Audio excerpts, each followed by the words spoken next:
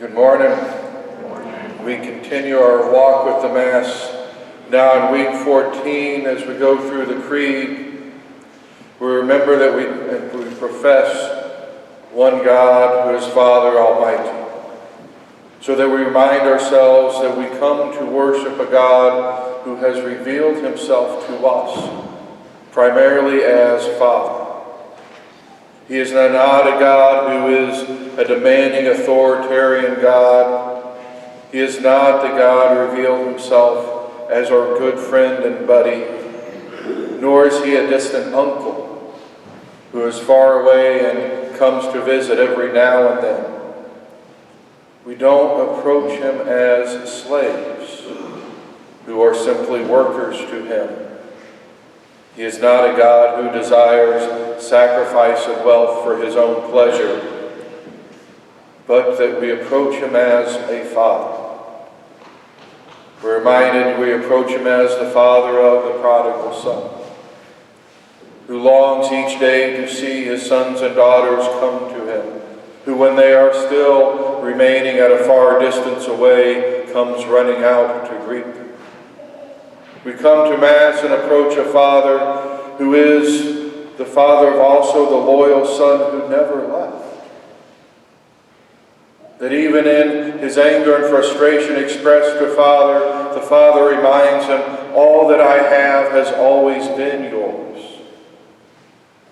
All that our God has is yours.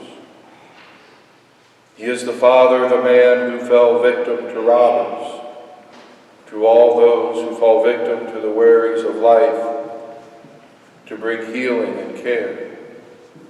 He is also the Father of the woman at the well, who does not look upon her with judgment and condemnation, the Father who knows her, and the Father who desires to give her life-giving water, and that from which she would never grow thirsty again. We approach the God, the Father, of the Son who has poured himself out completely and totally. The Father who longs to be seen in his Son and in his daughter. The one who is creator of the invisible and the invisible. So that in this setting, and again we look at the Creed within that understanding of the Mass particularly, that reminds us that we come here in faith of the things that are also seen and unseen. Whether it is memory of the saints and of the angels gathered around the altar, of all the hosts who surround the heavenly throne, or it's the unseen things of virtue, of hope and faith. He is the creator of our thoughts, of our joys. All those things that we may not see, that we turn to him and recognize he is our source. He is the very Father who has called us to perfection. The Father who sent his Son to tend to us and to watch over his vineyard. That again he is the Father who is the source of all life.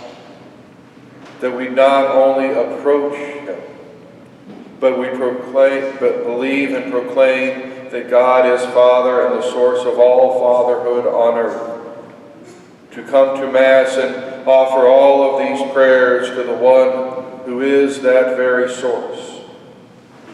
And to end with this image that we borrow from St. Therese of Lisieux, that as you come to Mass, to see that you approach the altar the way that she described God the Father standing at times at the top of the stairs.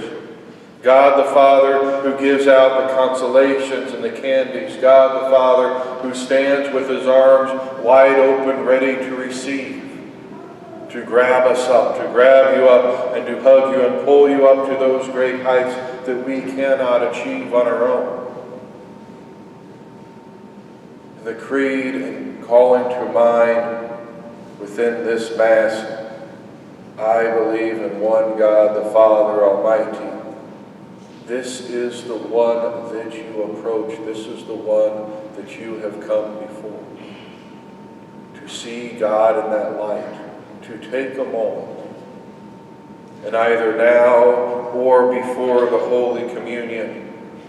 And remind yourself, recall and envision and imagine the God that it is that you are coming before, and the God who is, that is called and is there to welcome you here.